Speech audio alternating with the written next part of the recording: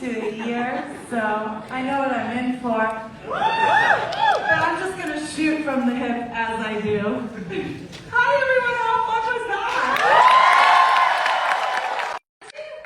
The power went out because we had too much power in the room.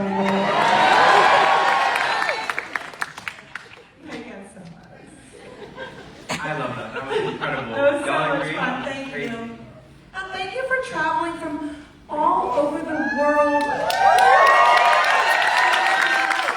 means so much to me. Every one of your stories, I see it on Instagram and Twitter and TikTok, and I'm so overwhelmed and grateful. I love that. Well, what was it like sitting down and getting to watch it again this time? Why are you acting professional? You're number one Katy fan.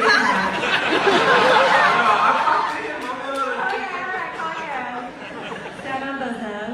We have to. Alright. So you're watching it back on the big screen at the premiere. Does it feel different seeing it now? I'm tired. That was such an intense show. 91 of those shows, and I showed up to pretty much every single one that I could. And I showed up, well, sometimes it's out of my control, but I showed up with 100% of me, no matter what the day or the situation in my own life, and the highs, the lows, the happiness, the sadness, all of it, I showed up. You really did. Yeah. And it wasn't always easy.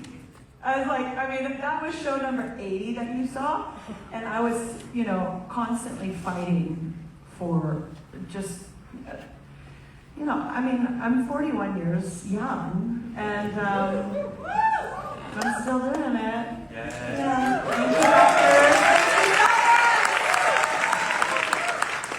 But not just that, you were flying around, you were doing a whole thing. It wasn't just you're standing with the microphone. Well, the funny thing is, Ash, it was Ash who created it. So Ash and Anne who helped me come up with these, I have these dreams and then they ground them in reality. But it's always I came up with this stage on a cocktail napkin in Brazil, the design show. And it comes to life, and I'm like, oh my god, this is so much bigger than a cocktail napkin.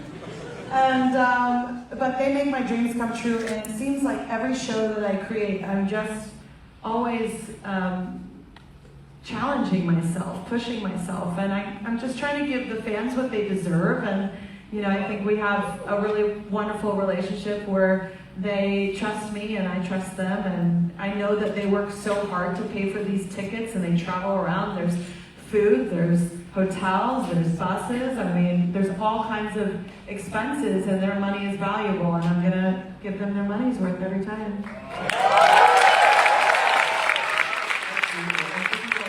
For those who weren't able to go to a show and maybe couldn't afford it, I saw there was a little announcement made a little bit before the movie. It's gonna go live. There was. One of the reasons why I encapsulated this film, I put it into a capsule, is because I want my fans in India, I want my fans in the Philippines, I want my fans in Indonesia, in Africa, in all the places in Asia to experience the Lifetimes tour. We may not have been able to get there this time around, but they get to have their own version here, and it's going to be on the big screen coming out late summer, so I'm excited for that. So it's a whole other tour, but different. So I'm excited to see the fans in their costumes, because every night of the show, all the fans, they dressed up, and it was it was just a celebratory holiday. It seemed every night of the show. It really seemed that way, and it seems also what I thought was beautiful, and seeing it today with your beautiful dancers wherever they're sitting, just seeing the camaraderie and how close y'all were during the whole show and the tour. Well, how important is that for making a tour, 91 shows, work out? Everybody has a role to play, and everybody has a purpose, and everybody is important. I think you see that in the example of your own individual fingerprint. There's no accidents in a human, in a life.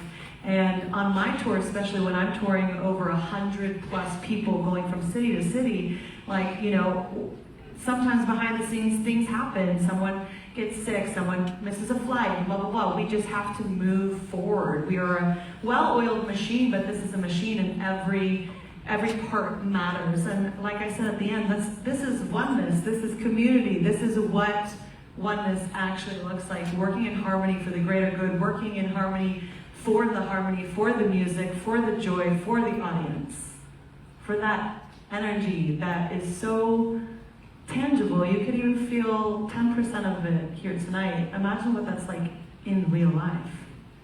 It's powerful. It is powerful. And yes. Well, I want to get to the tea. Because they told me they were going to hold me accountable if I didn't ask the tea. So I have a few questions about the making of this tour. One of them has to do with set lists. There were some rumors that there were certain songs that were going to be on the set list that might have been cut the week before. Never Really Over comes to mind.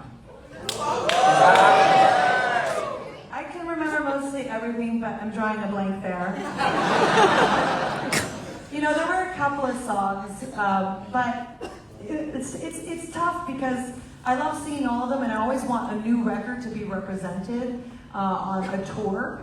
And I also know that people came to see the hits. When I go to a show of like my peer, of my favorite, I want them to play the songs that I know, because I'm getting drunk and I'm in the audience and I'm the #1 fan, and when that song comes on, that's my song, right? So I want to duplicate that feeling for my own fans, but still I have to introduce them to new songs. And then also I tend to talk a lot. So, you know, any show that goes over 2 hours is just, you know, we get hungry. Well, we never got a smile tour, so... We did it, but you got COVID instead. So, one of my questions was, before you went on tour, you talked, and I want to quote you, you said, "This tour was all about rebirth for me, and it's all about change, and that's how I get through this karma of the game of life." Is the Katy Perry we're seeing today, 91 shows later, with the festival tour ahead of you this summer, is this reborn Katy? There is no there. Every day is a fantastic journey, and every day is a chance to evolve and to be a better person and do the right thing and to be a model for your community, for your family, for your world. And I would say now at the end of 91 shows, I feel like a more grounded person in so many aspects of my life. I am very in love. And after that show was after I met the love of my life, and so I felt very anchored by that, because I'm a little bit like a rainbow kite. I fly super high and, like, you know, touch the veil, cosmos. And sometimes I need to be anchored, and so to have that anchor finally makes me feel really whole now. So I think that, yes, I did follow the butterfly, and I never knew really what the butterfly meant to me, but it was a metamorphosis, and it still continues to be a metamorphosis, and I would give that advice to everyone, to follow the inner butterfly inside of them. That's gorgeous.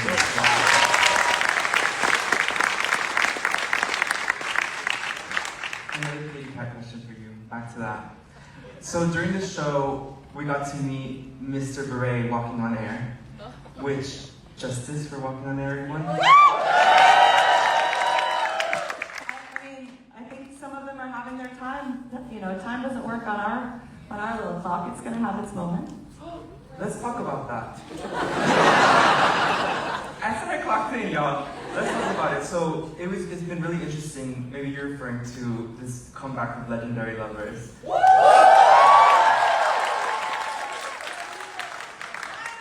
I saw there was somebody claimed that they I know, Chris, this is for you.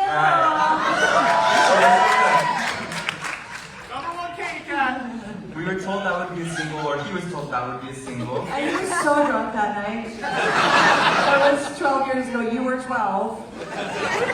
I think I probably winked at him and said, "It's gonna be a single." You know, we make plans and then God laughs and says, "Wait, 12 years later." literally 12 years later, has this comeback with Chief Keef. How do you find out about that? And what made you decide that you wanted to put out a little remix?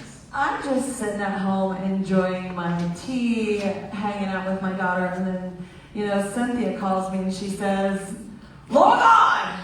TikTok is on fire!" And I'm like, "Okay, whoa, all right, here we are." So we log on and we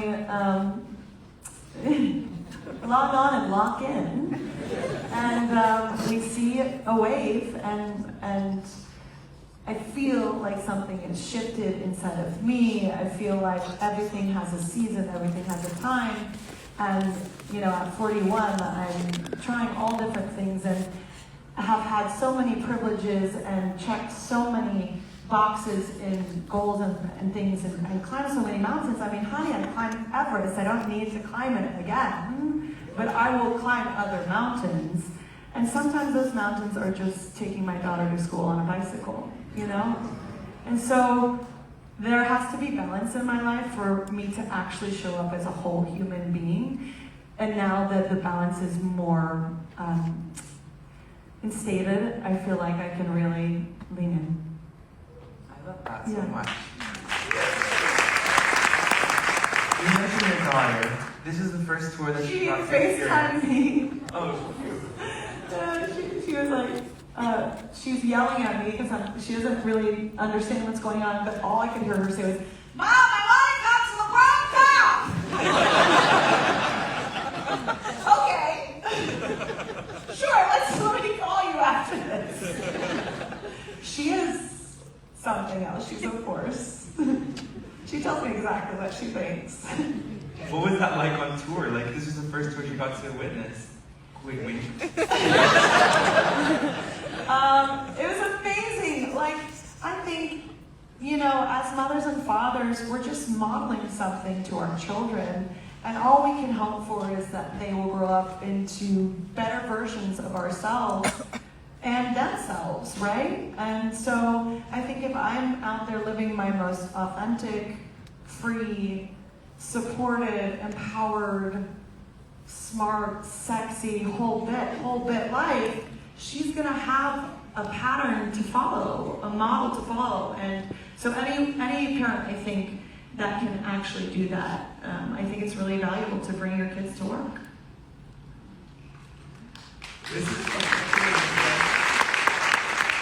So looking back, in the Part of Me documentary, one of my favorite scenes is you do something like that. You are going through a really tough personal moment and you go up and you smile and you perform. Exactly. How many of those moments were there on this tour and how did you get through it all?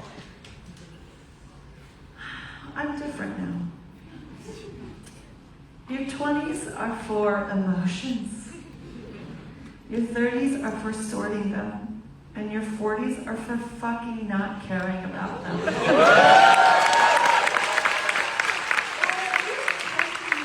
emotions and turning them into gasolina. Finally transmuting all those emotions into a creative something. And so, we're all human here, and it doesn't matter. It's like sadness doesn't discriminate, grief does not discriminate, pain does not discriminate. Like, everybody is subjected to it in their own ways. And last year was probably one of the hardest years of my life. And I went through a fuck ton. And there were days that were really, really, really, really hard. And I just kept going because I made a promise to my fans. I made a promise to my daughter. I made a promise to myself. And I got through it. I walked through the fire because everybody has to walk through their own fire. And if you're walking through hell, you keep going because on the other side of hell is definitely heaven.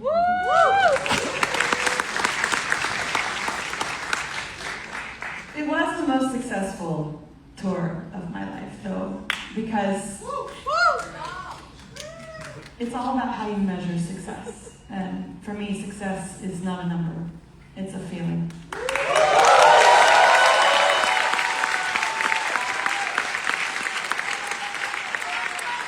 Would you say that that's the legacy of the Lifetimes tour then?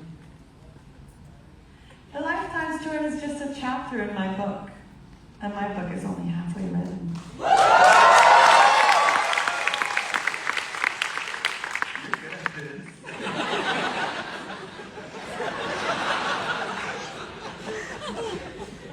So back to the Katy Cat questions, locking in. So we talked about set list. You're going to be going on this festival run this summer. The cats have no idea what it's about. But like when they ask me questions, I'm very direct. It's just I'm not going to give away the whole plot, just right then and there. Justice for high on your supply. Any response to that? It's training.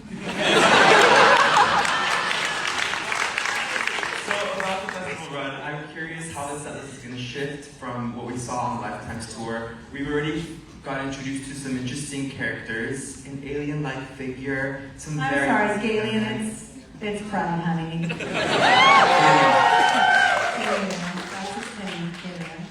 Yes, and we have not even rolled out all of the characters. It's not as big of a show, but it still packs as much punch. And it's really from like, a lot of it is from the perspective of me being a fan of music. I mean, I think anyone that's a fan of me and knows my life, they see me at the shows. I love music. I love being in the audience. I love the audience experience. And also, I just know what the energy is gotta be at a festival. So, you know, like sometimes when you're going to a festival, you don't know all the deepest cuts, but you know, like, you know, Never Really Over and Watch It Burn and stuff like that.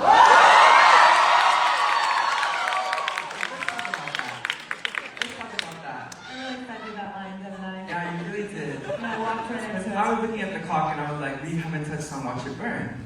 Oh, choo choo choo. Tell me about that. Somebody commented on my video to ask you whether it was going to drop this year, and I would like more specific. No, they didn't say that. I saw what they said, and then I commented on your video and said, ask her if it's coming this year or not. Because I am a rat and a cat. It's coming. We have a couple orders of business to take care of next week first, but then it's coming. And the fans will have it first. Did that answer for y'all, friends? Well, thank you, Katy, for this. This is incredible. Won't you all agree?